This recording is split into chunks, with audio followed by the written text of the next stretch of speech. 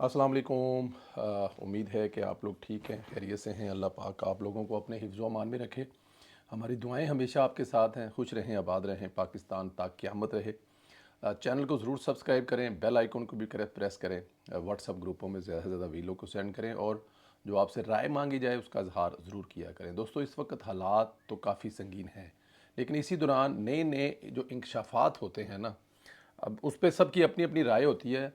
वो एक नई बहस छेड़ देते हैं। माजी के पटोरों में से जो चीज़ें निकाली जाती हैं और उनको जब किसी टॉक शो में उस पर बात की जाती है तो एक नई बहस शुरू हो जाती है। हामिद मीर ने कहा है कि जनरल फैज़ हमीद पीपल्स पार्टी वालों को ये कहते थे कि आए मिलकर मुस्लिम लीग नून को ज़रा टाइट करें। ये हामिद मीर साहब ने कहा है कि जनरल फैज़ साहब जो हैं वो पाकिस्तान पीपल्स पार्टी, ये बात ज़ाहिर है उस दौर की है जिस दौर में इमरान खान साहब का तोती बोलता था और वो सिपा सलार को कौम का बाप कहते थे। ये उस दौर की बात हो रही है। और मुस्लिम लीग नून और पीपल्स पार्टी पीडीएम के प्लेल फार्म से सख्त टाइम दे रहे थे उस वक्त की इस्टेब्लिशमेंट को भी, और डेफिनेट जो हुकूमत है वो इमरान खान साहब की थी। इमरान खान को वो जनरल फैज़ कहा करते थे कि आप इमरान खान को सपोर्ट करें, हम आपको वफाकी हुकूमत में हिस्सा दिलवाते हैं। शरीफ बरदरान के बारे में वो बड़ा ही गलत लफ्ज़ इस्तेमाल करते थे और उनको हमेशा के लिए ख़त्म कर देंगे। ये कौन कह रहे हैं जी? हामिद मीर साहब किसके बारे में कह रहे हैं? रिटायर्ड जनरल फैज़ के बारे में। अंदाज़ा करें कि फैज़ हमीद जैसा गंद नून लीग को सिरे से ख़त्म करना चाहता था। नून लीग को ख़त्म करने की ख्वाहिश हमेशा से इमरान खान की थी, क्योंकि इमरान खान को भी पता था कि जो उसका वो पता है वो तैयबा ज़िया चीमा साहिबा थी, वो क्या फरमाती थी कि वो बहुत पहले जब इमरान खान सियासत में आए थे तो उन्होंने कहा था मेरे पास शरीफ बरदरान को ख़त्म करने का सिवाय इसके कोई और तरीका नहीं है कि मैं इनको मुसलसल चोर चोर कहता रहूँ, और मैं इतनी देर कहता रहूँगा जब तक लोग मान नहीं लेंगे। तो उसको 20 साल लगे वो साबित करने में, क्योंकि वो 20 साल एक ही गर्दान और आज तक उसी को लेके चल रहा है। और फिर उसी पे जनरल फैज़ हमीद को लगा लिया। और जनरल फैज़ हमीद का एक और भी इशू था। जनरल फैज़ को ये भी पता था कि अगर शरीफ बरदरान दोबारा आ गए तो जनरल फैज़ हमीद नहीं रहेगा। तो इन दोनों के जो मुश्तरका मफादात थे कि शरीफ बरदरान सियासत में रहे तो दोनों की सियासत ख़त्म ना होगी, ना जनरल रिटायर्ड फैज़ हमीद की और ना ही इमरान खान की।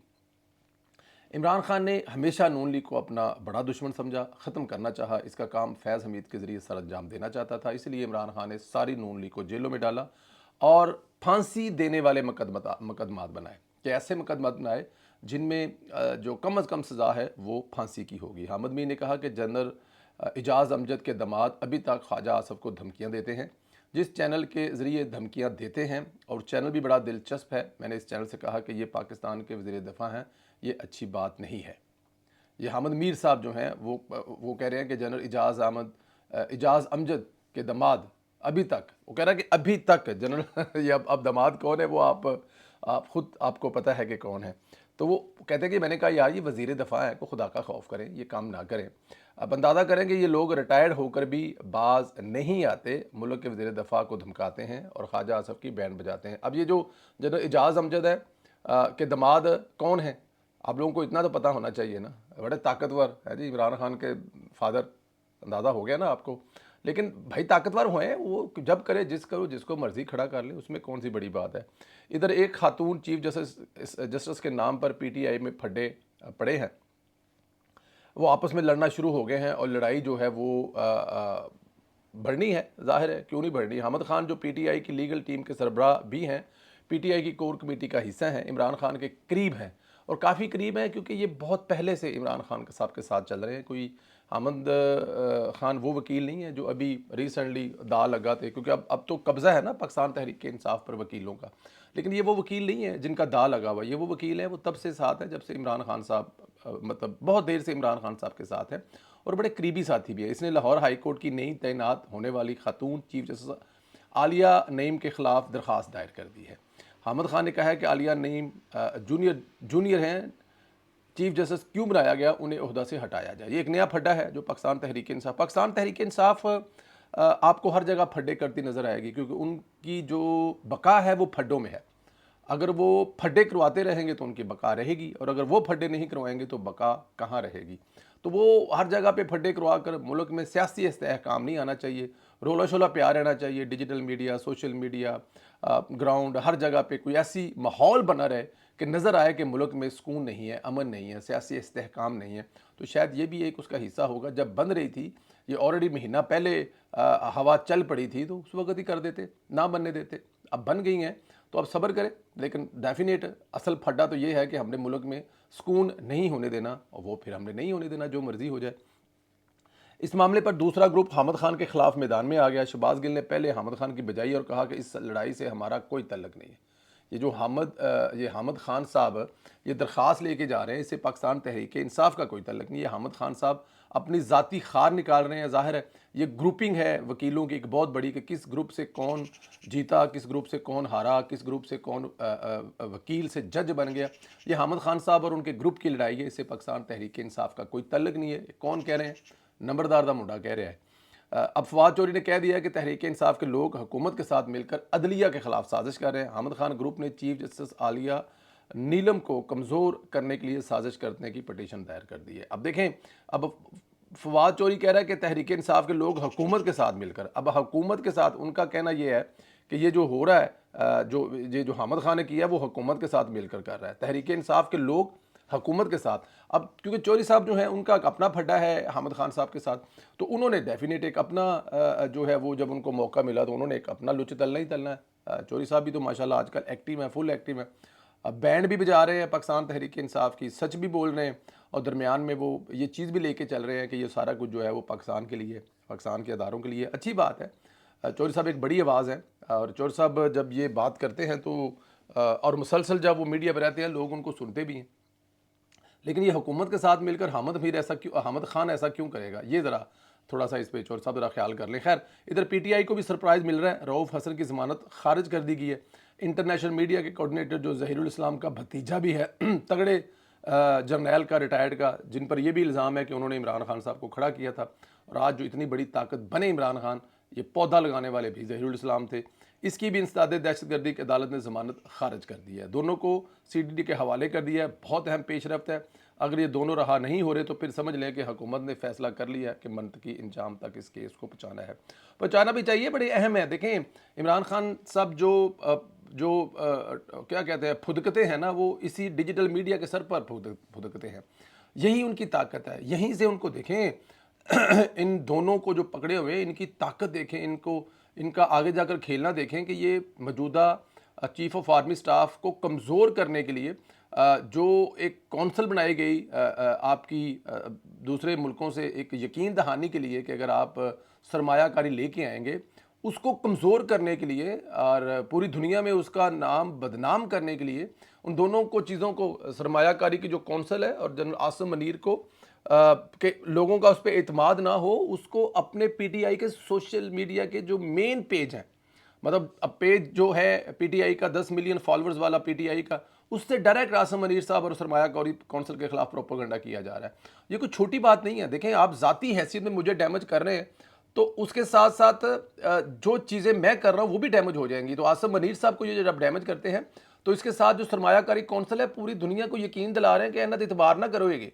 ये कौन कर रहा है? रऊफ़ हसन और ये जो ज़हीरुल इस्लाम साहब के भतीजे पकड़े हुए हैं। तो ये कोई छोटी चीज़ नहीं है। और अब अगर उन्होंने उस पर हाथ डाल लिया है तो अब जाहिर है ये तोता है वो इमरान खान का, जिसमें इमरान खान की जान है। तो अगर ये 6 महीने साल अंदर निकाल गए तो मैं आपको गारंटी दे दूँ, जबरान लियास वगैरह ये वो बहुत कमज़ोर पड़ जाएंगे, या फिर उनको नया बंदा यहाँ से खड़े करते करते टाइम लगेगा।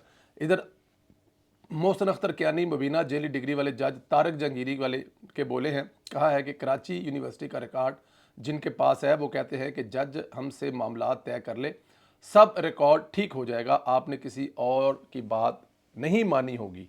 अब अंदाज़ा करें कि एक पेटी भाई की डिग्री की तहकीकात के बजाय इसके साथ खड़ा हुआ जा रहा है। अगर डिग्री की तहकीक हो जाए तो इसमें गलत क्या है? अब अंदाज़ा करें, इस पे मैं क्या बात करूं यार। हमें जिन मुल्कों की मिसाल दी जाती है वो हमारे जो नेता हजरात हैं, ख़ास तौर पर इमरान खान साहब हैं, वो जिस मगरब के, जिस अमेरिका के कल्चर की हमें मिसाल देते हैं, वहाँ पर जज ऐसे करते हैं। मैं बताऊं, जज जो होते हैं ना, वो तो एक आप अगर केस लगा हुआ है उसमें आपने वकील की हाँ में हाँ मिला दी, सिर्फ इतना कह दिया कि जो आप कर रहे हैं ठीक कह रहे हैं, तो वो जज उस बेंच में नहीं बैठ सकेगा, क्योंकि वो ऑलरेडी उसका जो जहन है ना वो इस तरफ है कि ये जो वकील कह रहा है ठीक है, तो वो फिर इंसाफ से हट जाएगा। वो अपने जहन की, दिमाग की, दिल की वो जिसे ज़मीर कहते हैं, उसकी अगर आवाज़ हल्की सी भी उसने सुन ली तो वो फिर वो जो जो कानून है, जो आइन है, उसके मुताबिक फैसला नहीं करेगा। लेकिन यहाँ पर देखें, ऐसे इंसान जिनकी 2 नंबर जेली डिग्रियां हैं, उनको पता भी है, पूरी दुनिया को पता लग गया, वो टिक कर बैठे हुए हैं, वो हिलने जुलने का नाम ही नहीं ले रहे। कमाल है।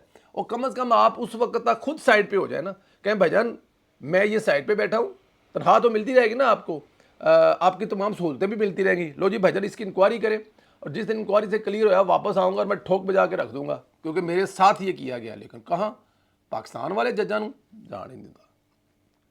खैर, ताहाल इंतज़ार में थे कि इमरान खान और पीटीआई इस्माइल हानिया की शहादत की मजम्मत करेंगे, लेकिन उन्होंने मजम्मत तो नहीं की। मेरे ख्याल में क्यों नहीं मजम्मत की होगी, ये सवाल तो आपके पास मैं छोड़ के जाऊंगा एंड में। लेकिन खैर, चाचू ने जो है ना वो पूरी कौम के दिल जीत लिए हैं। इस्लामाबाद कौमी असम्बली के ने हमास के सरबराह इस्माइल हानिया के कत्ल की मजम्मत करारदाद मंजूर कर ली है। करारदाद की मंजूरी के बाद ऐवान में इजहार ख्याल करते हुए वज़ीर-ए-आज़म शहबाज शरीफ ने कहा कि यह खुश आइंद है, ये ऐवान इस्माइल हानिया की शहादत पर मुश्तरका तौर पर करारदाद ला रहा है। करारदाद की मंजूरी पर ऐवान और तमाम अरकान पार्लियामेंट का शुक्रगुजार हूँ। शहबाज शरीफ ने कहा है कि गज़ा में 9 माह से कत्ल आम जारी है। ख़वातीन और बच्चों समेत 40,000 से ज़ायद फ़लस्तीनियों को शहीद कर दिया गया, और जबकि गज़ा में हस्पताल, स्कूल और मीडिया नुमाइंदों को भी निशाना बनाया गया है। वज़ीर-ए-आज़म का कहना है कि इस कत्ल पर आंखें बंद करने के बजाय हमें इस पर आवाज़ उठानी चाहिए। इस्माइल हानिया शहीद के कत्ल की शदीद मजम्मत करते हैं और इन जराइम पर सिहूनी रियासत को कटहरे में लाना होगा। दूसरी जानब कौमी असम्बली में फ़लस्तीनी रहनुमा इस्माइल हानिया की गायबाना नमाज जनाजा अदा की जाएगी। क्या अब तक पीटीआई के किसी रुकन ने गायबाना नमाज जनाजा नहीं, ये पाकिस्तान के हैं ही नहीं। क्या इन्होंने कभी किसी, अब देखें हमने लास्ट टाइम एक बात की थी कि केपीके में जो हमारे जवान शहीद हो रहे हैं, क्या उन शहीदों के घरों में वज़ीर-ए-आला जाते हैं? नहीं जाते। क्या उनके घरों में पीटीआई के लोग जाते हैं? नहीं जाते। जहाँ पर उनके जनाजे होते हैं कि पीटीआई के लोग उसमें बाकायदा तौर पर शिरकत करते हैं? तो जवाब है नहीं। और अब ये इस्माइल हानिया साहब जो हैं, इन की जो शहादत है वो, जिसमें पूरा आलम इस्लाम जो है उसके गम में डूबा हुआ है, लेकिन पाकिस्तान तहरीक इंसाफ के जो चेयरमैन हैं, जो सदर डोनाल्ड ट्रंप के जो उनके साथ हादसा हुआ, 1 सेकंड में मजम्मत आ गई थी, लेकिन यहाँ पर मजम्मत नहीं आ रही। क्या वजह है? क्या इमरान खान का अकाउंट अब हैक हो गया? क्या इमरान खान, कोई इस सवाल का जवाब कितना सादा है। लेकिन मैं हैरान होता हूँ अपने पाकिस्तानी उन भाइयों को जो इमरान खान साहब को फॉलो कहते हैं, जिनको उर्फ़ आम में यूथियों कहते हैं। उन यूथियों को इतनी अक्ल नहीं है, इन यूथियों को इतनी सोच और समझ नहीं है, इतने मफलूज है दिमाग इनके, क्या इनको समझ नहीं आ रही कि इमरान खान ऐसा क्यों कर रहा है कि इस्माइल हानिया की शहादत पर अगर वो ताज़ियत करेगा या उसकी मजम्मत करेगा तो तकलीफ़ किसको होगी?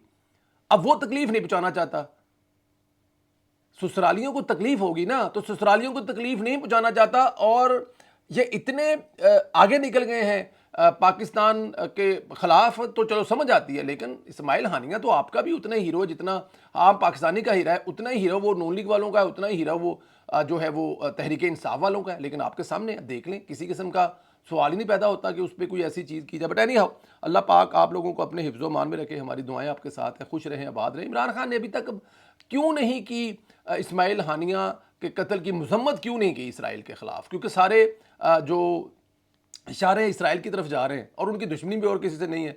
तो क्यों नहीं कि इस सवाल का जवाब ज़रूर दे। इसी सवाल का जवाब लेना है मैंने, और कोई सवाल नहीं करना आपसे।